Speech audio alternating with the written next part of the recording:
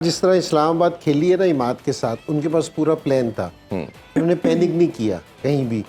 उन्होंने डिसाइड कर रखा था कि हमने कितने ओवर में आके मारना है। एक चीज़ तो ये थी कि जी बिल्कुल वो अपने आराम से खेले, सेट हुए, पिच देखी।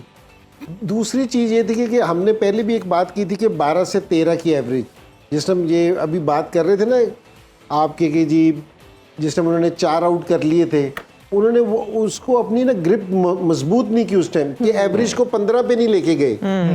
ठीक है ना, बिल्कुल। तो या आप इस्लामाबाद की बैटर्स की कहेंगे कि जी उन्होंने एवरेज जिस टाइम बुरी भी हुई ना तो 11 से 12 पे रखे, इससे ऊपर नहीं जाने दिया उन्होंने। तो वहां ताकि एक अच्छा ओवर खेल के ना वापसी आ जाते। तो मेरे ख्याल में मैच का टर्निंग पॉइंट भी ये था कि कोई एक नहीं है कि जी हम कहेंगे कि जी आमिर जमाल का ओवर था जिसमें 23 रन बने, वो कोई एक ओवर हम तवक्को कर रहे थे कि जी किस तरह का खेल लेंगे तो ये वापसी आ जाएंगे। लेकिन मेरे ख्याल में गेम पॉइंट ये था कि इन्होंने एवरेज को है ना एक सर्टन लेवल से ऊपर नहीं जाने दिया। आप हम देख रहे हैं कि जो पीएसएल में या लीग्स में 12 से 13 रन की एवरेज है ना पॉसिबल है जी, क्योंकि जी 15 रन की एवरेज है ना थोड़ी सी जरा मुश्किल हो जाती है यहाँ।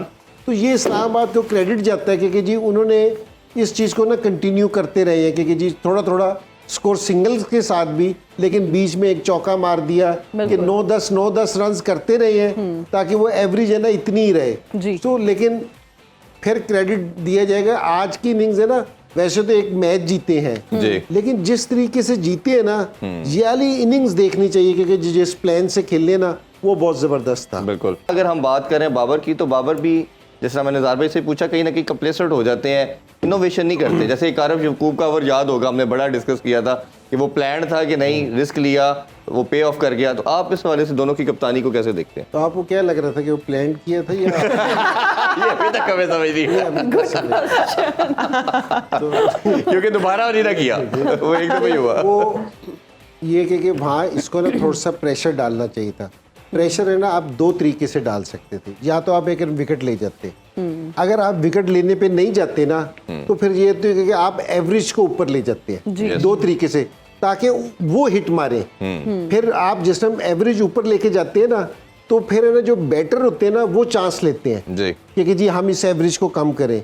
तो इसने ना दोनों प्रेशर नहीं डाले उस पे, या तो ये इस तरह की फील करता है कि जी एक तरफ को पैक करके ना उस तरफ बॉलिंग करता ताकि ना जरा स्कोर रुकता, ताकि प्रेशर अगर तू आउट पे नहीं जा रहा तो फिर इस चीज पे जाना चाहिए था कि एवरेज है ना जिस तरह अभी बात की थी ना कि 12-13 से ऊपर 15 पे जानी चाहिए थी। ठीक है, तो ये दोनों नहीं कर सका, तो थोड़ी सी प्लान। और मैं सिर्फ एक चीज ये कहूँगा क्योंकि मैं इस फ्रेंचाइज क्रिकेट के साथ रहा हूँ कि बाहर डग आउट में ना बैठे हुए लोग है ना बहुत बड़ी ये एक स्टाफ होता है जिनसा आप देख रहे होते हैं कि जी कि जिस टाइम जीत रहे होते हैं तो स्टाफ वाले इधर से उधर भाग रहे हैं, इधर आ रहे, तो वो मशरे भी दे रहे होते हैं।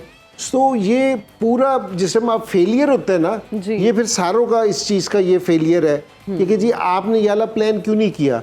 तो ये बिल्कुल सही कह रहे हैं कि जी इसको प्लान करना चाहिए था कि जिस टाइम वो आ गए थे ना, अगर आप विकेट पे नहीं जा रहे क्योंकि जी बास टाइम है ना आपके पास बॉलिंग ऐसी नहीं होती। अगर आज आप जिस टाइम सेकंड में याकूब वगैरह बॉलिंग कर रहे थे ना स्पिन नहीं हुआ बहुत ज्यादा बॉल ऐसा, तो आप एक तरफ फील्डिंग रख के ना एवरेज को अपने ऊपर लेके जा सकते थे। वहां प्रेशर डालते ना तो फिर इन्होंने गलती करनी थी बहरहाल। लेकिन मेरा ये ख्याल है कि क्रेडिट है ना किसी ने बुरा नहीं किया कि ज़ल्मी ने बुरा किया।